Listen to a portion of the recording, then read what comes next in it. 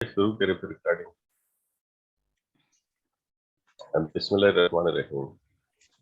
अच्छा, ये आज लेक्चर 2 है कंप्यूटर साइंस रिलेटेड एमसीक्यूज का, जो हमारी तैयारी चल रही है जूनियर कंप्यूटर फ्यूचर एमटीएस की। तो आज हम 50 एमसीक्यूज उस पे हम डिस्कस करेंगे इंशाल्लाह। फर्स्ट एमसीक्यू जो है वो सी लैंग्वेज में से है। कुछ फंक्शंस हैं, 4 फंक्शंस हैं, उनको हमने रिलेट करना है। कैलोग, फ्री, मेलोक और रिलोग। तो बेसिकली जो कैलोग है वो बेसिकली है, ये 3 ऑप्शन के साथ रिलेट कर रहा है, allocate space for any array. और फ्री जो है ये 1 ऑप्शन के साथ रिलेट कर रहा है, फ्री प्रीवियसली एलोकेटेड स्पेस। और मेलोक जो है वो लिंक कर रहा है 4 के साथ, allocate requested size of space. और रिलोग जो है वो रिलेट कर रहा है 2 के साथ, मॉडिफाइज प्रीवियसली एलोकेटेड स्पेस। तो ये कुछ एमसीक्यूज, जी ये कुछ एमसीक्यूज ऐसे हैं जिसमें आपके लिए ये है कि आप तैयारी करेंगे तो उसमें आपको थोड़ा सा फायदा हो जाएगा उस हिसाब से। ठीक है, ठीक है, तो ये इसमें 3-4 चीजें, यानी आपको इसमें काफी सारे एमसीक्यूज कवर हो जाते हैं। ठीक है। अच्छा, उसके बाद सेकंड एमसीक्यू ये प्रोग्रामिंग लैंग्वेज के बारे में है, ट्रेस द आउटपुट। इस तरह के भी काफी आते रहते हैं, छोटे छोटे प्रोग्राम्स को देख लीजिएगा। मेरा मेन मकसद यही है कि आपके जो है इस तरह के उनके साथ आप रिलेट करेंगे तो उसके उस तरह के मिलते जुलते एमसीक्यू ढूंढ के आप चेक कर सकते हैं कि किस तरह के आते रहते हैं। आपने देखा होगा जिन लोगों ने पीएससी ग्रेजुएट किया तो छोटे छोटे इस तरह के प्रोग्राम आते रहते हैं जिसमें मेंटल एक्सरसाइज होती रहती है। जी जी जी। तो इसमें इंट आई इक्वल टू 2 और जे इक्वल टू 2 है। और while I plus 1 question mark minus minus I और J plus plus print percentage D I. तो इसमें मैं बता रहा था कल भी कि ये जो है आई इक्वल टू 2 है, ऑलरेडी जो इनिशियलाइज हम कर रहे हैं तो उस पर 2 की पावर से इनिशियलाइज कर रहे हैं। तो आई प्लस 1 का मतलब ये है कि 2 प्लस 1 3 हो जाएगा। और जब माइनस माइनस आई करेंगे तो माइनस माइनस आई का मतलब ये है कि आई की स्टार्ट में जो हमने पावर दी है वो 2 है, तो वो जब माइनस हो जाएगा 3 में से 1 बच जाए तो इसका रिप्लाई आ जाएगा आई 1। 1। फिर जी जी, उसके बाद है ट्रेस द आउटपुट। इसमें भी इंट मेन में int a equal to 12 b equal to 39, print f percentage d a and b return 0। अब 4 6 8 0 और 4। अब ये जो था ये काफी ट्रिकी सा था थोड़ा सा। ये 4 इसका रिप्लाई है, लेकिन मुझे समझ नहीं आ रही थी कि कैसे है। इसके ऊपर थोड़ी सी मैंने रिसर्च की है, तो वो मैंने अगली स्लाइड पे आपके ये जानने के लिए ये एक्सप्लेनेशन दे रहा हूँ। अब ये 12 है, ये बेसिकली बिट वाइज ऑपरेशन कर रहा है। 12 को हमने जब इसको बाइनरी में कन्वर्ट किया, आपको पता है, बट 2 6 दो दो छिके 12 जो कहते हैं 0 2 3 6 हो गए 0 2 पर 1 1 1 0 0, इसका आंसर आ गया। 39 था दूसरा, तो 2 9 19 से 1 1 1 1 1 0 0 1 1, ये आंसर इसका आता है बिट वाइज। फिर ठीक है, बिट वाइज ऑपरेशन ये जो है ना एंड ऑपरेशन है बेसिक। ठीक है, ये देखें कि यहाँ पे ये एंड का ऑपरेशन है, ये a and b, a and हाँ बी का जो है ऑपरेशन है, तो अब इसमें एंड ऑपरेशन इन्वॉल्व हो गया। अब एंड ऑपरेशन में क्या होता है कि अगर सेम है दोनों चीजें तो तब वो सेम आएगी। जिस तरह ये 1 1 है, ये सेम है। अब ये डिफरेंट होगा तो एंड में वो 0 ही काउंट होगा। भाई ये 0 1 है तो डिफरेंट है, 0 1 है डिफरेंट है। ठीक है, और ऑपरेटर हो तो फिर कोई भी हो तो एक आ जाता है। हाँ तो हाँ यहाँ हाँ पे 1 है, अब ये इसका जवाब 1 आ गया। अब 1 को हम जब आप कन्वर्ट करते हैं पावर के से, 0 इंटू 2 की पावर 0 प्लस 0 इंटू 2 की पावर 1 प्लस 0 इंटू 1, ये आखिर में जो 1 था 1 इंटू 2 पावर की 2, तो ये 0 प्लस 0 प्लस 2 की 4। तो बेसिकली ये जाके बिट वाइज ऑपरेशन में फिर ये इसको हम वापस डिजिट में कन्वर्ट करेंगे तो ये 4 रिप्लाई आता है। तो इस हिसाब से आप देखें कि ये जवाब उन्होंने 4 दिया है। तो इसके ऊपर मैंने कहा कि ये चीज आपको, एक तो ये थोड़ा सा रिवीजन हो जाएगा कि हम डिजिट्स को बाइनरी में कैसे कन्वर्ट करते हैं, ये डिजिट को बाइनरी में कन्वर्ट किया हुआ है और फिर बाइनरी से वापस डिजिट में कन्वर्ट किया हो। तो इसकी थोड़ी सी प्रैक्टिस करेंगे इस तरह के रिलेटेड क्वेश्चंस की, तो फिर आपकी समझ आएगी, वरना समझ नहीं आएगी कि इसमें क्या है, वरना तुक्के वाली बात ही चलेगी। उसके बाद है सी प्रोग्राम में, if you want to store dissimilar data together then which type you will use. इसमें है एरे, स्ट्रक्चर, स्टैक और नन ऑफ द अबव। अब एरे में भी नहीं कर सकते, इसमें डिसिमिलर नहीं कर सकते, एक जैसा होगा। स्टैक में भी आप इन और आउट ही कर सकते हो। तो बेसिकली स्ट्रक्चर हम बना सकते हैं जिसमें आप कैरेक्टर और वो करते हो। तो ये बेसिकली वेक्टर के अंदर चलेगा। अच्छा, अगला क्वेश्चन है, suppose that x is a one dimensional array, then choose the correct answer regarding array. अब यहाँ पे आप वो पॉइंटर और ये एम परसेंट के हिसाब से आप समझ सकते हैं कि पॉइंटर जो होता है, pointer x plus n is the same as m percent x n. फिर पॉइंटर, और यहाँ पे आप देखें ये डबल यूज है, पॉइंटर और एम परसेंट एक्स, और बीच में एरे की वो एन है, is same as x plus n. ये भी गलत है, ये भी गलत है, ये भी। तो बेसिकली यहाँ पे ये एक ठीक होगा। इसके ऊपर आप पॉइंटर और एम परसेंट के साइन के बारे में आप थोड़ा सा पढ़ लीजिएगा कि ये बेसिकली एड्रेस को रेफर कर रहा होता है, और ये जो पॉइंटर होता है, पॉइंटर बेसिकली जो आपका होता है वेरिएबल, तो उसको रेफर कर रहा होता है, वेरिएबल के एड्रेस को, और एम परसेंट डायरेक्ट एड्रेस को रेफर कर रहा होता है। तो ये चीज सेम होगी, बाकी सेम नहीं होगी। ठीक है। नेक्स्ट क्वेश्चन है, collection of generic class and function is called as standard type template library, STL, header file, function template, none of the above. अच्छा, इसमें मैं समझ रहा था कि हेडर फाइल होती है, लेकिन बेसिकली वो स्टैंडर्ड टेम्पलेट लाइब्रेरी एसटीएल कह रहा है। वो ये जो ऊपर हम आईओस्ट्रीम वगैरह डाटा फलाना फलाना वो करते, कलेक्शन जेनरिक क्लासेस होती है वो सारी, वो एसटीएल कहता है इसको। ये याद रखेगा, एसटीएल के क्वेश्चन बहुत सारे आते हैं। एसटीएल को मुख्तलिफ तरीके से भी डिफाइन करते हैं, जिसमें वो कहते थे प्री प्रोसेसिंग लाइब्रेरीज जो बनती है उनको प्री प्रोसेसिंग लाइब्रेरीज भी कहते रहते हैं बाद में। ठीक है। अच्छा, ये स्टैंडर्ड टेम्पलेट लाइब्रेरी एसटीएल है, वो जो ऊपर हम फाइलें ऐड करते हैं जो बिल्ट है। Which of the following is are true about virtual function? Function call is resolved at runtime. It is member function of a class. Generally has a different functionality in the derived class. All of the above. तो ये सारी ही इसके अंदर ये चीजें आती हैं जो ये वर्चुअल फंक्शन है। उसके बाद आता है the standard template library STL consist of 3 main components. What are those components? ADT, structure, class, containers, algorithms and statements, containers, algorithms and iterators, none of the above. अब इसमें जो है तो ये टू वाला टू वाला कंटेनर, कंटेनर एल्गोरिथम नहीं, three वाला सॉरी, इटरेटर्स, कंटेनर एल्गोरिथम्स एंड इटरेटर्स। जैसे कि वो कंटेनर क्लास होती है और उसमें कोई एल्गोरिथम यूज हुआ होता है, ज्यादातर वो इटरेट कर रही होती है। बेसिकली ये जो एसटीएल जो स्टैंडर्ड टेम्पलेट लाइब्रेरी है, ये चीज ठीक है। ठीक है। ये थोड़ी सी आपको उसकी एक किस्म की डेफिनेशन याद हो जाएगी। ये थोड़ी सी मुश्किल क्वेश्चन है, तो हमें भी बहुत का याद भूल जाती है, तो ये है कि ये थोड़ा सा रिवीजन हो जाती है। अच्छा, what is RTTI? Run time type identification. RTTI is a technique that is used to know the type of any object at run time. RTTI is a technique that is used to know the type of any object at compile time. RTTI reserve memory of function at runtime. None of the above. अब इसमें ए उसने जवाब दिया है, तो ये आपने थोड़ा सा याद कर देना कि RTTI रन टाइम है, उसने लास्ट लिखा हुआ है ऊपर से ही, उससे ही समझ आ जाता है कि now the type of any object run time. RTTI को अगर आप फुल आपको याद हो जाएगा कि बनता क्या है, रन टाइप टाइप आइडेंटिफिकेशन, तो नीचे पर वो technique use to know the type of any object at run time, क्योंकि उसकी फुल में वर्ड में ही रन टाइम लफ्ज आ रहा है। Next question है, which of the following is our correct statements about inline function and macros?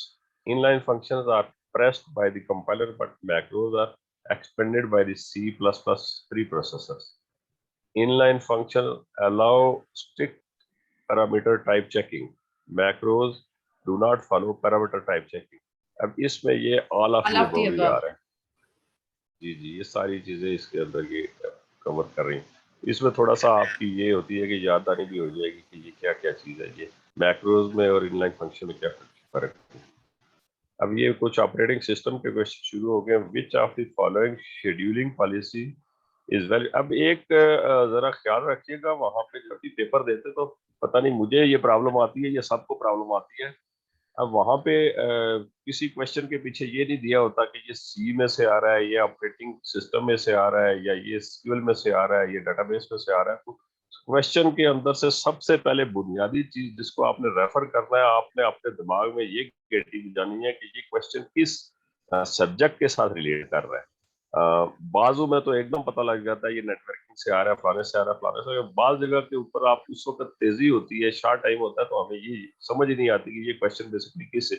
अब यहाँ पे तो मैंने लिख दिया ऑपरेटर, बाज औकात कई जगह पे वहां पे क्वेश्चन ऐसे आते हैं कि हमें ये नहीं समझ आती कि सब्जेक्ट कौन सा है। सब्जेक्ट क्लियर हो जाए तो बाजू का जवाब आसान हो जाता है। ठीक है। विच ऑफ द जी जी ये जहन में रखिएगा।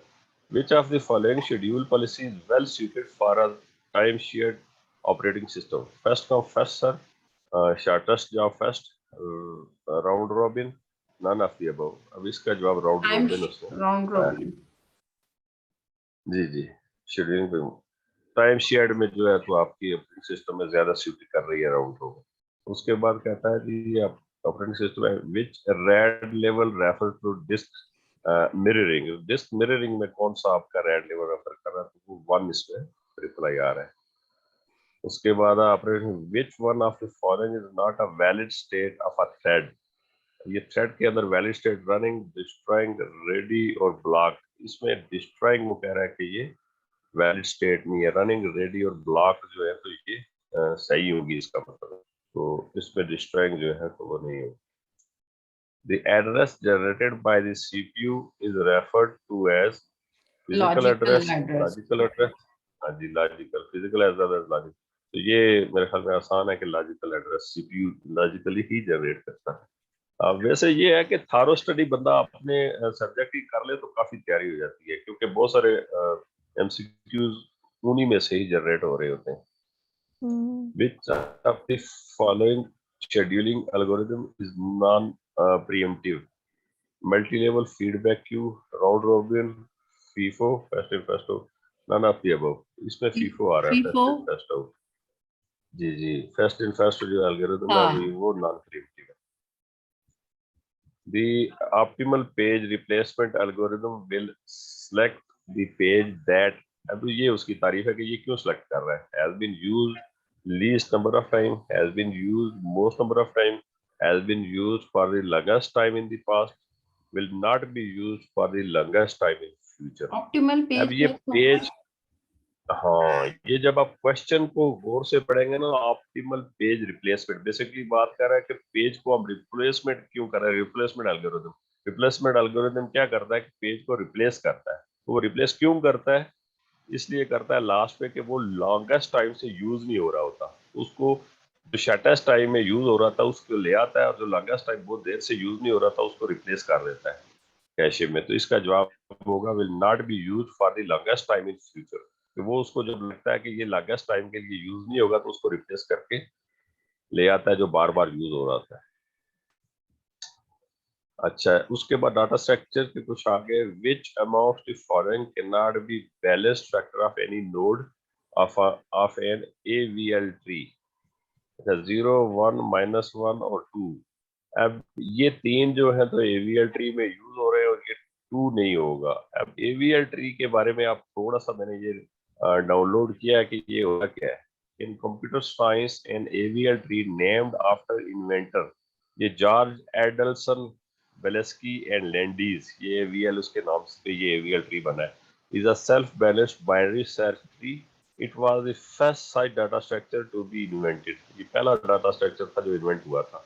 AVL tree is a self-balancing binary search tree in which each node maintains extra information called a balanced factor whose value is either -1, 0 or +1। ये तीन हो सकते हैं, यानी 2 नहीं है इसमें।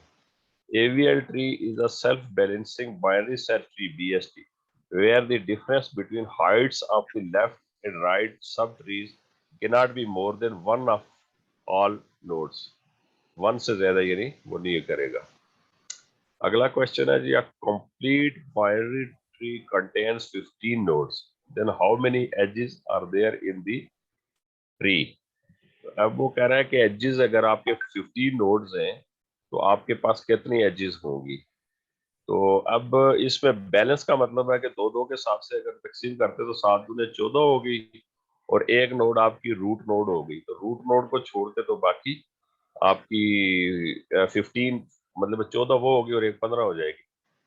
तो उसमें से ये होगा कि उसके 14 एजेस होंगे, क्योंकि रूट नोड जो है तो वो ऊपर हो जाएगी, वो एज नहीं होगी, और बाकी 14 बैलेंस दो दो के हिसाब से हम करेंगे। बैलेंस कंप्लीट बाइनरी ट्री मतलब ये है कि दो दो सब नोड के ऊपर दो दो हम तकसीम करेंगे, तो 14 उसके एजेस बनेगा। एजेस का मतलब वही किनारे उसके लास्ट जो आपकी है।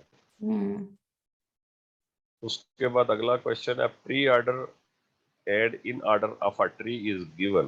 प्री ऑर्डर है A B D H E इतना, इन ऑर्डर में D H E B, what will be the post order. अब ये प्री ऑर्डर और पोस्ट ऑर्डर का क्वेश्चन अक्सर लाजमी इसमें से भी एक एक आता है। मैं सब में से एक एक, यानी वो आपकी बात है कि चावल उठा रहा हूँ, तो ये आपने प्री ऑर्डर और पोस्ट ऑर्डर की सही प्रैक्टिस कर रही है। कैसे प्री ऑर्डर, पोस्ट ऑर्डर और इन ऑर्डर हम कैसे करते हैं। बाजू का प्री ऑर्डर का क्वेश्चन आ जाता है, बाजू का इन ऑर्डर का आ जाता है, बाजू का पोस्ट ऑर्डर। तो इसमें जब तक आप थोड़ा सा इनको निकालने का वो नहीं करेंगी तो ये नहीं समझ आएगी। तो इसके लिए आपको ये है आसान, प्रैक्टिस 2-4 दफा बंदा कर ले, याद कर ले, वो थोड़ी सी उसकी डायग्राम बना के, तो फिर आसानी से समझ आ जाता है। लेफ्ट से राइट, राइट से लेफ्ट, और रूट से एज, इस तरह चल रहा होता है। तो जब हम वो बनाते हैं थोड़ा सा, उसी वक्त फौरी तौर पर रफ कागज के ऊपर हम पिक्चर बनाते हैं, तो वो समझ आ जाती है। तो इसमें बहरहाल इसका पोस्ट ऑर्डर उसने ये दिया हुआ है, तो ये आप प्रैक्टिस करना है इस क्वेश्चन की मुख्तलिफ अंदाज से। प्री ठीक ऑर्डर है। कैसे निकलता है, इन ऑर्डर कैसे, ये पोस्ट फार्मूला ऑर्डर होता है ना, एक कैसे। फार्मूला होता है, बस उसको याद कर लो तो ये आराम से बंदा हाँ, निकल याद भी करे जाएगा। और थोड़ी सी प्रैक्टिस कर ले, क्योंकि उस वक्त टाइम बहुत शॉर्ट होता है, तो बंदा एक ही सवाल के ऊपर बहुत ज्यादा टाइम नहीं लगा सकता। तो वो जितनी ज्यादा प्रैक्टिस करेंगे तो उस वक्त आपको टाइम बच जाएगा। A complete binary tree with the property that key value in any node is greater than or equal to the key values in both its children is called as, अब ये भी BST का सवाल है, binary search tree, thread binary tree, heap, AVL tree. इसमें जवाब heap है। तो ये आपने इसके अंदर आपने BST के ऊपर और इन ऑर्डर, प्री ऑर्डर के ऊपर और इनके ऊपर। अब ये ग्राफ का एक क्वेश्चन है, K4 and K3 are graphs with the following structure। ये दो स्ट्रक्चर दिए हुए हैं, K4 और Q3। Which of one of the following statement is true in relation to these graphs? K4 is planar while Q3 is not. Q3 is planar while K4 is not. Both K4 and Q3 are planar. Neither K4 nor Q3 is planar। अब ये जो word planner था, planner की मुझे समझ नहीं आ रही थी कि इसका क्या मतलब है। इस बहरहाल इसमें क्वेश्चन का जवाब जो है तो बोथ आ रहा है, both K4 and Q3 are planar. तो प्लानर को मैंने थोड़ा सा सर्च किया है और प्लानर ग्राफ के बारे में थोड़ी सी मैंने डेफिनेशन दी है कि in graph theory of planar graph is a graph that can be embedded in the plane, i.e. it can be drawn on the plane in such a way that its edges intersects only at their endpoints. In other words, it can be drawn in such a way that no edges cross each other. Such a drawing is called a plane graph or planar embedding of the graph। तो main मकसद ये है कि जो edges हैं वो वहां से तो वो करेगा, बाकी कहीं से क्रॉस नहीं करेगा। तो इस वजह से ये प्लानर ग्राफ है। अब नेटवर्किंग में आ गया कि why piggybacking technique is used to take the backup of data packets to improve the efficiency of unidirectional protocols, to improve the efficiency of the bidirectional protocols, none of the above। अब इस पे ये C वो ठीक बता रहा है, to improve the efficiency of the bidirectional protocols। अब ये पिग बैकिंग टेक्निक क्या है, इसके बारे में मैंने थोड़ी सी वो डेफिनेशन डाउनलोड की है कि to receiver, the receiver waits until its network layer passes in the next data packet। The delayed acknowledgement is then attached to this outgoing data frame। This technique of temporarily delaying the acknowledgement so that it can be hooked with the next outgoing data frame is known as pigbacking। ये थोड़ी सी definition मैंने की है ताकि थोड़ी सी देर में बैठे कि पिगबैकिंग टेक्निक कोई टेक्निक होती है। बहुत चीजें हमने पढ़ी हुई हैं, बहुत चीजें नहीं पढ़ी हैं, तो इसलिए कुछ दिन में हमारे नहीं है। तो ये मैंने नहीं पढ़ी हुई थी, इसलिए मैंने इसकी डाउनलोड की। Which of the following address is used to deliver a message to the correct application program running on a host? अब पोर्ट है, IP है, लॉजिकल और फिजिकल है, इसमें पोर्ट इसका रिप्लाई है। जी जी, deliver a message to the correct application program. Application program जो है तो वो पोर्ट के थ्रू जाएगा, host. In classful addressing the IP। अब क्लासफुल एड्रेसिंग बहुत ज्यादा है, ये भी बड़ा इंपॉर्टेंट टॉपिक है। इस टॉपिक को भी आपने पानी बना के पीना है। कि ये जो कैसे है आपको बड़ी आसानी से इसके किस तरह इसके अंदर वो होती हैं अब 192.255.254 बिलोंग्स टू विच क्लास। अब देखें कि ये क्लास 190 और 255 जी 25 और 254 ये दो जो इसकी तो चेंजिंग हो रही है, तो बाकी इस दो में नहीं हो रही है, तो ये बेसिकली क्लास बी से बिलोंग कर रहा है यहाँ पे। अच्छा अब ये क्लासफुल एड्रेसिंग का एक मैंने थोड़ा सा ये classful network is a network addressing architecture used in the internet from 1981 until the introduction of classless interdomain routing in 1993. The method divides the IP address space for Internet Protocol version 4, IP version 4, into 5 address classes based on the leading 4 address bits. Class A, B, and C provide unicast addresses for networks of 3 different network size, and Class D is for multicast networking, and the Class E address range is reserved for future or experimental purpose. ये आजकल जो 5G वगैरह चल रहा है Class E उसमें चलता है। तो ये इसको आपने थोड़ा सा इस सब्जेक्ट को जरा सही करके पढ़ लेना है। इसमें काफी तफसील थी, बहुत बड़ा डाटा सेट है, लेकिन मैंने थोड़ा सा शॉर्ट सा किया जो जरूरी था कि क्लास ए में 00 से 1, ये मोटी बात जो है 255 255 25, ये देखो ना, ये 3 0 यहाँ पे ये 2 है, ये क्लास बी था, देखिए ये 2 चेंजिंग हो रही थी, ये 00 था ना 254 354, इस वजह से वो क्लास बी में था। तो जो 0 होता है उसमें वो चेंजिंग के आपके पास ऑप्शन होता है, इसमें आपके पास 3 चेंजिंग के ऑप्शन है, इसमें 2 चेंजिंग के, इसमें एक क्लास सी में, और इसमें अभी तक डिफाइन नहीं हुआ। तो ये 0 से शुरू होके हाँ वो क्लास बी में इसलिए फॉल कर रहा था। अब ये 0 से 1 to 7 तक चलता है, और वे फिर 1 to 8 से 191 तक, ये आपको याद होगा, 0 से 127 128 से 191 192 से 223 तक, और 224 से 239 तक, बाकी तो वही 2525 255 है। और उसके बाद 240 क्लास ई जो फ्यूचर यूज के लिए यूज हो रहा है, ये सारे इस तरह।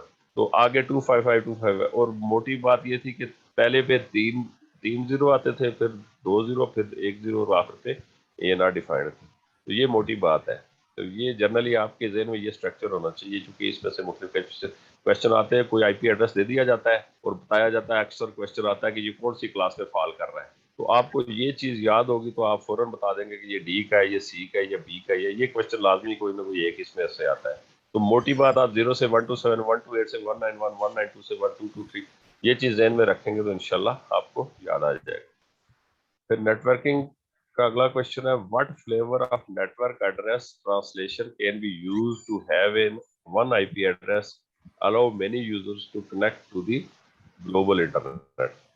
अब ये 128 बाइट्स का होता है। अब ये जो पिछला क्वेश्चन था ना, इसमें ये नेट के ऊपर इधर वो बाइट्स भी दी हुई थी, वो मैंने फिर कट कर दिया था, उसमें बाइट्स भी दे रही है कि कौन सा कितना बाइट का आता है, तो एक्चुअली ये 128 बाइट्स का है। अच्छा, नेक्स्ट क्वेश्चन है ये है, विच of the following is the valid host range for the subnet on which the IP address 192.168.168.188 अब 255 255 255 192 resides। अब देखें कि इसमें ये जो एक है, एक 192, तो इसमें ये 192 का ये बता रहे हैं 168 168 129 to 190, तो ये यहाँ पे वो बता रहा है। मैं ये समझ रहा था कि ये यहाँ पे आएगा 192, लेकिन वो यहाँ पे बता रहे हैं।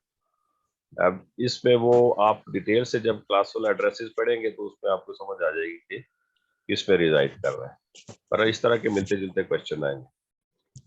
अगला क्वेश्चन है जी, ISDN is an example of dash network, circuit switch, packet switch. अब ISDN जो है तो सर्किट स्विच का है। ये सर्किट स्विच बेसिकली इसलिए कि इस पे कुछ वो यूज हो रहा होता है, सर्किट स्विच के अंदर वो कहते हैं कि आपकी वायरलेस सिस्टम भी यूज हो रहा होता है, तो ISDN में वायरलेस का ज्यादा है।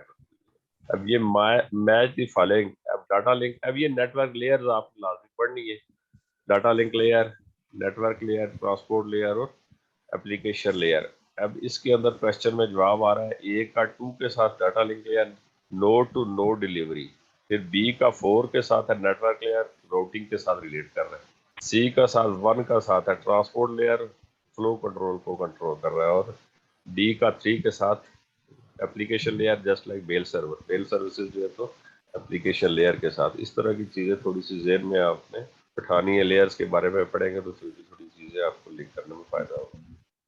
नेक्स्ट क्वेश्चन है which one of the following uses UDP as a transport protocol. अब ये इसमें डीएनएस को बता रहा है कि यूडीपी के साथ जो है तो इसका यूज करता है ट्रांसपोर्ट प्रोटोकॉल।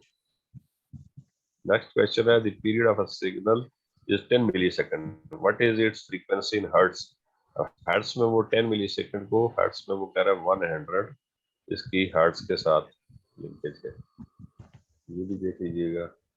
अब डाटाबेस के कुछ क्वेश्चन है in second normal form dash a composite attributes is converted to individual attributes. Non-key attributes are functional dependent on key attributes. The non-key attributes functionality dependent are not a part of a key attribute. All of the above. अब इसमें non key attributes are functionally dependent on key attributes. कि non key attributes जितने भी है वो functional dependent होने चाहिए की एट्रीब्यूट्स की जो बनाते हैं उसके ऊपर second not.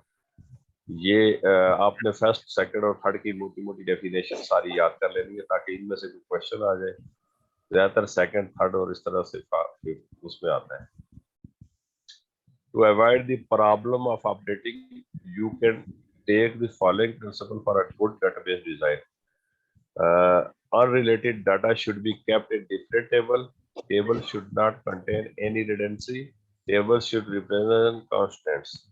All of the above. अब इसमें all of the above है। ये सारी चीजें आप जब भी कोई गुड डाटाबेस डिजाइन करेंगे तो आपके ज़हन में ये चीजें होनी चाहिए। ये क्या बंद होने वाला है? जी 10 मिनट्स रहते हैं। अच्छा ठीक है 10 मिनट्स में इंशाल्लाह खत्म हो जाए। मैंने कोशिश की है कि 40 मिनट के अंदर हो जाए। अच्छा which one is not a function of aggregate function। अब इन फंक्शन में से कौन सा जो एग्रीगेट नहीं है? काउंट, एवरेज, क्रिएट और मैक्स। अब बेसिकली ये काउंट भी एग्रीगेट है, एवरेज भी और मैक्स भी। क्रिएट ऐसा है कि जो एग्रीगेट। हाँ जी ये वो आप डाटा डेफिनेशन लैंग्वेज पढ़ेंगे तो उसमें आपको पता लगेगा कौन कौन सा। which is the make given to the database management system which is able to handle full text data, image data, audio and video। Full media, graphic media, multimedia और हाइपरटेक्स्ट। अब इसमें मल्टीमीडिया ऐसी चीज है जिसमें सारी चीजें कवर होती हैं, data, image, audio and video वगैरह में multimedia. Which of the following fields in a students field file can be used as a primary key. ये तो बहुत आसान होगा मेरे ख्याल में। Class, social security number, GP और बेज। हाँ ये यूनिकली आइडेंटिफाई करेगा social.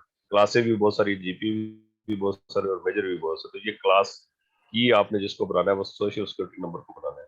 A condition that led to the development of a database was a demand for more data to support information needs, an increase in the amount of data handled by organization, the proliferation of data files। इसमें आला जी ये condition जो है तो development database के लिए सब requirement है। अब एसक्यूएल के कुछ क्वेश्चन है।